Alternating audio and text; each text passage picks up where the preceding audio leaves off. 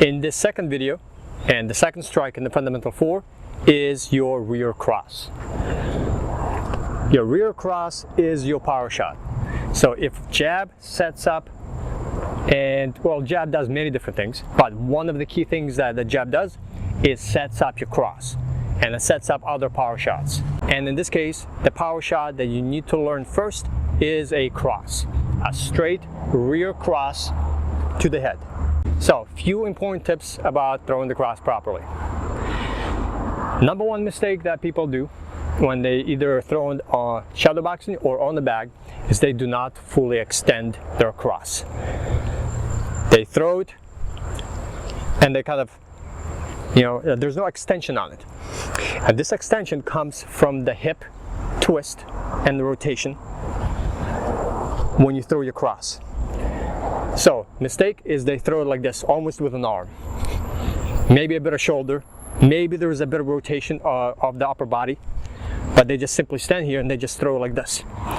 Your power is generated from the hips. It's actually generated from your legs, from the ground to your legs, to the hips rotation, and the torque. The upper body twists, and then your hand goes out. So the entire punch power is generated from the ground up to your body, and the hand is your delivery mechanism. So to get the full extension, you need to implement a full rotation, the full torque, and the full twist of your legs, of your hips, and of your upper body. So here's what it should look like in the end, as if you're throwing your cross in a completed, extended position. When you throw, here's what it should look like. You need to be fully rotated. The rear hip bone is a little bit further out than my lead, so I'm basically rotating my hips as I'm throwing this cross. And your hand needs to be fully extended to get the full reach and the full rotation. So here's where you need to be, right here, proper body position. So avoid the mistake of throwing it like this. You need to be a little bit further back from the bag, or if you're shadow boxing, and you need to fully extend and fully rotate. So that's the first important key. The full extension and the twist, torque, rotation of the body and the hand. Now, just like with the jab, you're going to rotate your fist. The rotation gives you a little bit of extra torque to drive through. It also allows you to connect with these two knuckles and drive your power right through the bag, right through the body as you strike. And then when you strike, since you're striking it to the head, you're going to throw it to the head, and it's like you're almost looking over your knuckles, right in front of your nose. And very important, just like for the jab, you need to bring it back the same way. Straight line out, straight line in, back to your chin. Because when you're in the fight stance, you need to throw it from here. Another common mistake is winding up. You need to throw your cross right from the chin. The power comes from the legs, hips, torso, and that's where it's generated. You do not need to do this. You do not need to load up and throw. You need to throw it right from here, from your chin, and you need to bring it back to your chin. Straight line out, straight line in. The lead hand, just like with the jab, just reversed, comes back to the chin. So if with the jab, you just keep your right hand or your rear hand right here, glued. When you throw across, you need to bring back your jab hand to your chin to protect as you throw. So the position and the body position is you're going to throw, and this comes back right to your chin, and then you're going to come back out to your fight stance right here. This needs to be automatic. Avoid and be very careful. So when you throw, you drop in your hand. Common mistake is you throw, and this is right here. See this all the time. Naturally, your body is not trained to bring it back to your head. Naturally, you are very sloppy unless you begin to train those mechanics. So you need to get used to drilling your cross and all the punches by bringing the opposite hand back to your chin. Right here, and then back to your fight stance. And this comes back to the chin, and this comes back out in order to jab and set up another power shot, another cross. Another very common mistake is being out of balance when you throw. So that all comes from the fight stance, and we don't have enough time to cover the fight stance here in detail. I do that in the course. We go deep into the proper fight stance and where to keep your feet, where to keep your hands, and why. The one thing I'll say here is, imagine there is a center line and you do not want to have your legs on that center line. Both legs should not be on the center line. Your one leg should be on one side and the other leg should be on the other, and the center line should be drawn right in between, and the toes or the heels or your legs should not touch that center line. And this will give you good balance in order to execute your strikes. You're not going to be trying to throw, twist, and not getting enough power, and because you cannot twist properly and you're out of balance, you're going to get countered, you're going to get hit.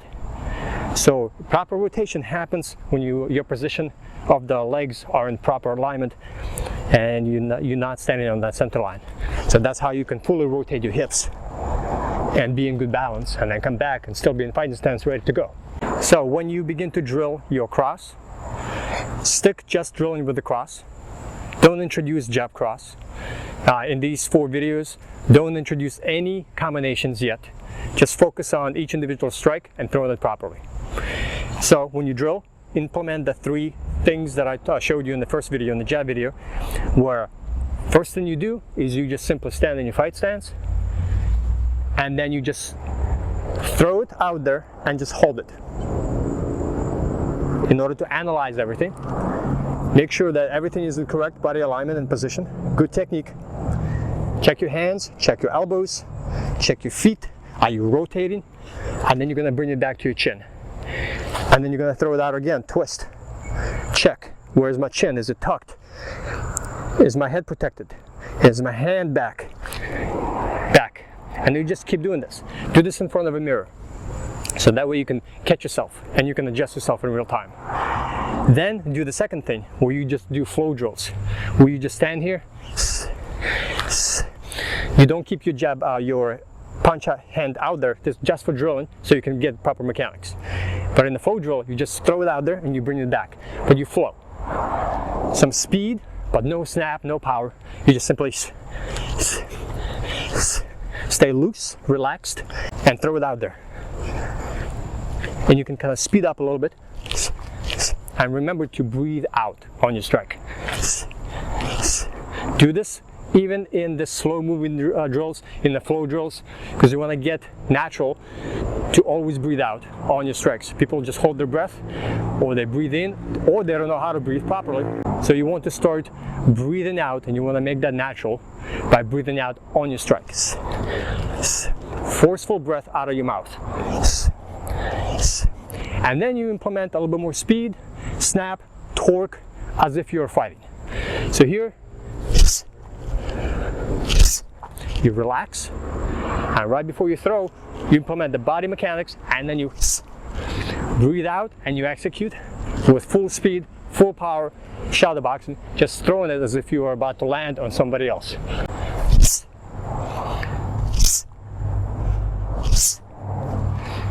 And then apply the same thing on the bag. On the bag, you can get some feedback. You can start delivering on target. You have to gauge your distance properly, so you hit in the bag properly and far away, and you're not crowding the bag. So when you hit on the bag, few tips is you need to establish your distance. So you're not crowding the bag and trying to hit your cross, and you're hitting without fully extending. You have to find that distance, that perfect distance, that sweet spot where you can hit the bag. And then you implement the twist, the hand going out, coming back. Remember, for all the strikes in the fundamental 4, you are snapping and you should be explosive. Same principles apply to the cross. If you want to throw with speed, you already know where to get the power. And the speed comes from that fast execution, and as fast as the punch goes out, as soon as it connects, you bring it back, the same fast speed back to your chin. And then with the body rotation, that's gonna add a bit more power and a bit more speed to you, but you gotta bring it back. Again, perfect example, as if you're trying to grab something out of a fire. You wanna go right into the fire, grab what you need, and yank it back out. You want to do this fast, and you want to do this in one fluid snapping motion. So that's how you apply the bag work when you begin to elevate to that level 3 of when you are punching the bag with bad intentions. So on the bag, you just stand here, get your distance properly, know where your distance is, and I have a video, or I will have a video by this time, on how to get and judge your distance on the bag properly, so you know exactly how to be at the end of your punches. So, and then you just begin to drill.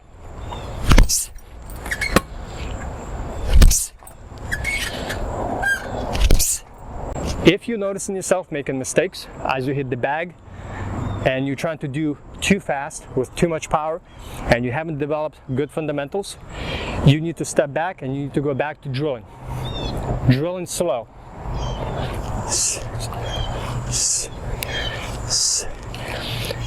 Make sure your body and your muscles know what to throw and how to throw before you speed up. Anytime you're making those big mistakes and you notice yourself, go back. Do slow before you go fast. In addition to the mirror, when you're shadow boxing, record yourself on camera, so that way you can review, you can see what you're doing wrong, and you can adjust and tweak in real time. So do a round on the bag or on shadow boxing, and then record yourself and then watch it back. Then come back and drill again with adjustments being made. Get the mirror, do shadow boxing, so you can catch yourself without having to review later. So these two tools are absolutely going to help you train solo and catch the mistakes that most beginners make, and they don't know they're making them, and they don't know how to fix them. But you'll have these two tools, and with this video, with the tips that I'm giving you, you'll know how to avoid the common mistakes. Now, I've given you just enough to start training and start drilling with the cross and the jab. But if you want to do a deep dive into all 4 strikes and go deeper into everything from the ground up, from the feet to the legs to the torso to the hands, how to execute, how to drill, all the 4 strikes are broken down in extreme detail, and I give you everything I know and everything I trained for over 2 decades on these 4 strikes. I break down everything for you on how to execute all of them correctly. In addition to the 4 strikes that will go into depth, there are 4 fundamental combinations, and we also go deeper into tips and advice on bag work as well as shadow boxing. So the course is everything you need to know about the fundamental 4 and more, and you can get the course right now. There'll be a link in the description box below, and if you're watching this on the website, there'll be a link to download the course there as well. And now in the 3rd video, we are going to go, and I'm going to give you a few tips on how to throw properly and what to watch out for on the lead hook. So I'll see you in the next video, or I'll see you in the course. So just like in the previous video, in the first one, I'm going to do bonus commentary on working and drilling the cross. So here I am drilling the cross on the bag without gloves, and I mentioned this in the first video. If you are starting out, make sure you are wearing wraps, or at the very least gloves, until you build up the calluses in your wrists, fists and knuckles to throw them without gloves. So I am primarily focused here on throwing each strike, each cross, with proper body mechanics, making sure that I bring my hand back after I throw that cross. So it's back by the jaw, I'm not looping any punches. And most important part, I am rotating those hips in order to get full extension and the power behind each cross. Trying to maintain my distance away from the bag so I can be fully extended on the cross and not crowding the bag, as most common beginner mistake, that you are too close to the bag so you cannot fully extend on it. So working the bag allows you to really get feedback in real time, because now you have something to hit and make a connection with. Another important part I want to point out is how methodical and deliberate you should be about drilling. Now there are times when you freestyle when you just let go of all 4 fundamentals, so you practice them as a combination in various different speeds and power. But when you're not freestyling, you are drilling, meaning that you are extremely focused and very methodical on throwing 1 or more strikes with proper body mechanics in order to develop that muscle memory to execute each of these strikes individually and then as a combo without having to think about it, and you can just throw them naturally. So drilling is extremely important part, and you really have to throw thousands upon thousands of combinations like this individually as well as part of a combination, so you can develop that natural muscle memory to execute at any time under pressure.